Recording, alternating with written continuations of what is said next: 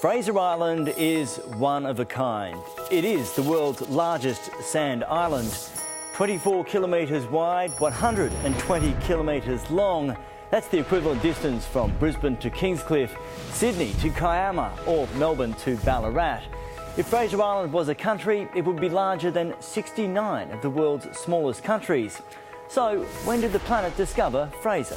It was officially World Heritage listed in 1992, recognised for its majestic coloured sands, rainforests which grow in sand, and freshwater lakes of crystal clear water. But Fraser wasn't always as valued. It had a long history of logging. Its unique Saturnae trees helped build the Suez Canal and the docks of London after World War II. Sand mining also ravaged the island. In the 1970s, it was the scene of one of Australia's biggest environmental fights as Prime Minister Malcolm Fraser battled Premier Joh Bjelke-Petersen to shut down the industry. But now, that's all gone. These days, tourism is the boom industry, with the national treasure attracting visitors from across Australia and the globe, employing thousands of people across the region. So, why is it called Fraser Island? That's thanks to Eliza Fraser.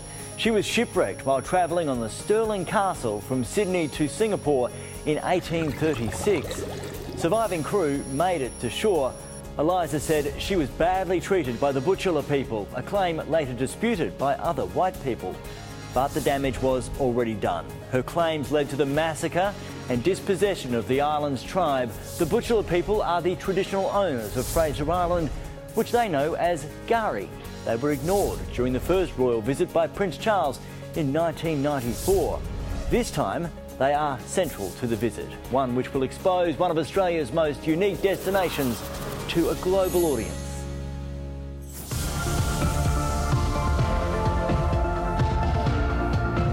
Well, hello and welcome to Fraser Island for this historic royal visit, and it certainly is the place to be today, Max. Sure is, Sharon. Today we will give you a front row seat. All eyes will be on that royal couple, just two people, and it's a bit fluid, as you said, so we're not sure what's going to happen, but strap yourself in. It is going to be a fantastic day here on Fraser Island. Meghan has gone into one vehicle and Harry, of course, has gone into the bus. He's gone into the bus. And the tourism pictures, I mean, look at this. It doesn't get better than this. Hundreds of people have turned out there to the marina, and they're lucky that they have just seen the Duchess arrive. They are expecting hundreds here on the jetty this afternoon as well. Live pictures there of Prince Harry in a rather large vehicle. He is making his way now to the jetty there, the marina, where he will of course get onto a barge and be taken across from the mainland to Fraser Island. Well, Max, Sharon, they're doing a pretty good speed. We've watched a lot of ferries cross this passage today throughout the morning. We've been on the water here for about 7 hours, so I can't tell you how exciting it is to actually see the Duke of Sussex now on the boat. Some live pictures there of Prince Harry on the barge heading over to Fraser Island this morning. Stay with us. The Duchess is in the other vessel you can see to the left on the screen, and we are going to cover every bit of this royal tour today here on Fraser Island. Graham Cooper and Danielle Kellam were taking a palliative care patient to hospital for the final time. On the way, their patient expressed her love for the beach, and in a spur-of-the-moment decision, the paramedics pulled over to give her one last look. Graham found the perfect spot and scooped up some water and sand for the patient to feel between her fingers. She loved it, didn't she? Yeah, she was really happy. She was so grateful too. Just one of those people that you just wanted to give and give to. Such a simple gesture, but one that gave a woman on her final journey such joy. If you can do something special for them, even though their life's coming to an end, it can give them a fulfilment. And that fulfilment is something that's a blessing for us to be able to give. The touching moment was shared online by the QAS. It's their most popular post in history. It was no mean feat just to stop and be able to just give her one last pleasure in life, because at the end of the day, this lady was going home to die. The photo came to the attention of the Duke and Duchess of Sussex, and suddenly Kensington Palace was on the phone to the Hervey Bay officer in charge. She says, Prince Harry and Meghan want to meet you. And I'm going, unbelievable. Is this real? Like, you know, pinch me for goodness sake. They'll be on the jetty here at Kingfisher Bay to meet the royals today. It will be a special moment for those who spend their time making moments special for others. The Duke's barge is just pulling up.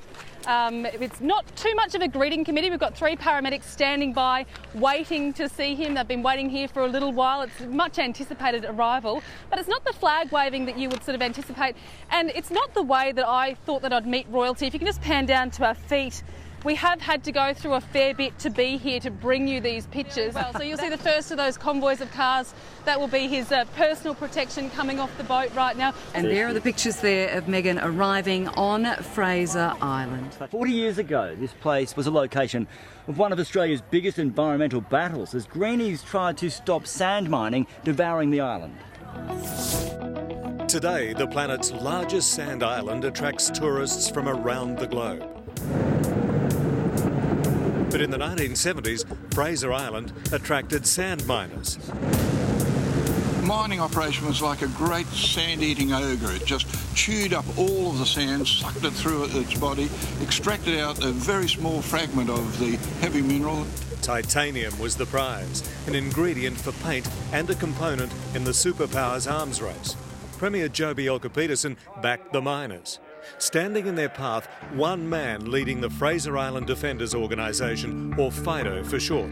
Well, it's quite impossible to restore an area, and rehabilitation is very unlikely. John Sinclair led a David versus Goliath battle. A company worth $7 billion against a small voluntary organisation. John convinced Prime Minister Malcolm Fraser to hold a federal inquiry.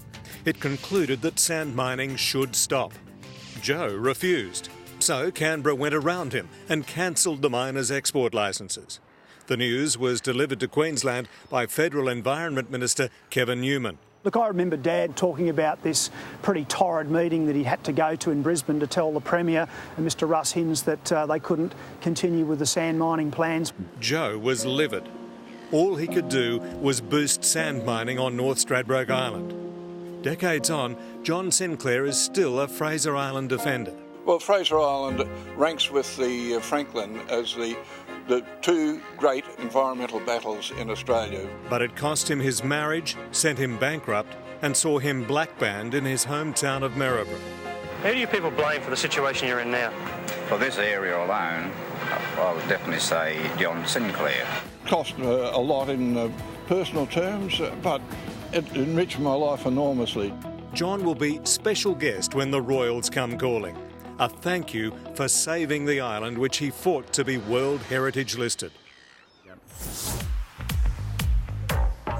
Welcome back to Seven's coverage of the royal visit to Fraser Island, and really there's no more quintessential Fraser Island experience than bouncing along a sand track in a Land Cruiser. And these are pictures taken just a short time ago of Prince Harry and his entourage heading through Pyle Valley, through the wilderness towards Central Station, where they'll have that special welcome to country smoking ceremony by the Butchulla people. Now, as you watch this, it's really incredible to think how much we've changed, and of course that Queen Elizabeth is still on the throne. Everyone was out bright and early on the morning of the 9th of March, and a warm and sunny day it proved to be. Thousands of children, equipped with flags, eats and soft drinks, patiently waited along the route of the Royal Progress.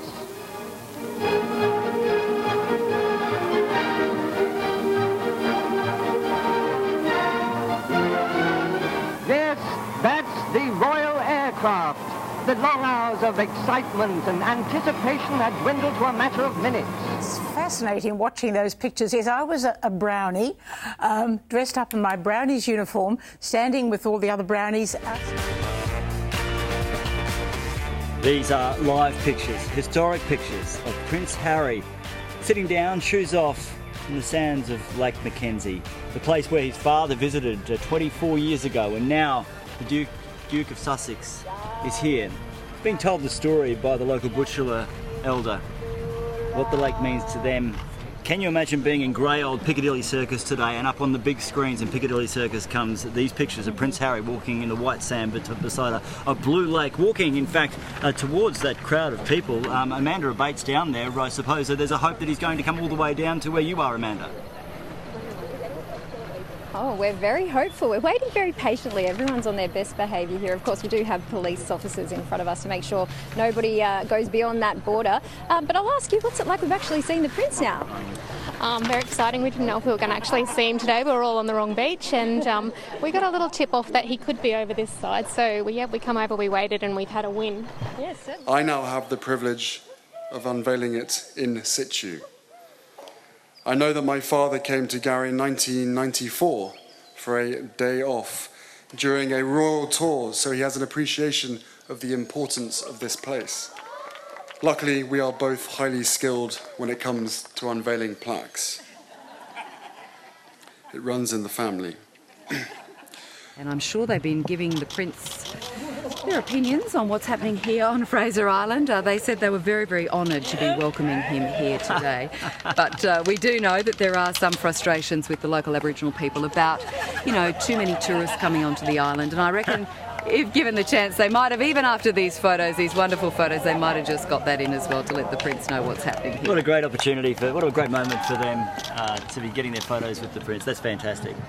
Here they are, hand in hand, coming down the jetty. They're going to walk down the jetty by the look of things, which is just wonderful. Quite a contrast to before when they sped past in the vehicles, so that's going to keep everyone here very happy who's gathered. They've been standing here in the heat all day. Well, these are the modern royals. They do like to have a chat to people who've turned out to meet them. You know, in the past we've seen some of these royal tours less engaging than this one has been, and it's great that they acknowledge the people who've taken so much time to be here to make sure they had a wonderful welcome here to Fraser Island today. Just heard a bit of a cheer go up and there's some music playing. And a few people getting a few pics there. It will be a snapshot to show the grandchildren, and I'm sure Meghan and Harry will be getting a few snapshots as well to show their child as well when they finally give birth to that little baby on board, because you will never forget a moment like this being on Fraser Island. It couldn't have turned on a better day. The weather is perfect. It's just a special time to be on Fraser Island, and I'm sure they'll take these memories back with them to the UK. And the last fellow that I spoke to, Sarah, who got the cheer, he was holding a sign earlier that said, "Meghan Markle, you make my world sparkle." So I don't know what happened to that sign, and I'm not sure if Harry should keep an eye out for him. Yeah, I think so. Definitely.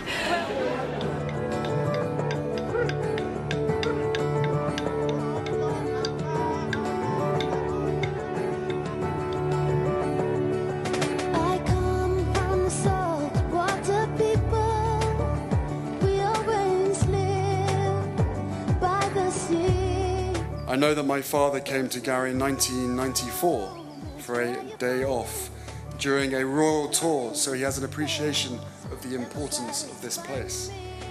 Luckily, we are both highly skilled when it comes to unveiling plaques.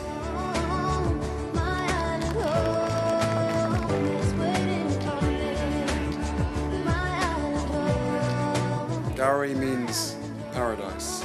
And that is certainly what we've experienced today, surrounded by the towering Kauri pines, 1,000-year-old satinate trees, and ancient giant ferns. It is up to us now to protect this paradise together.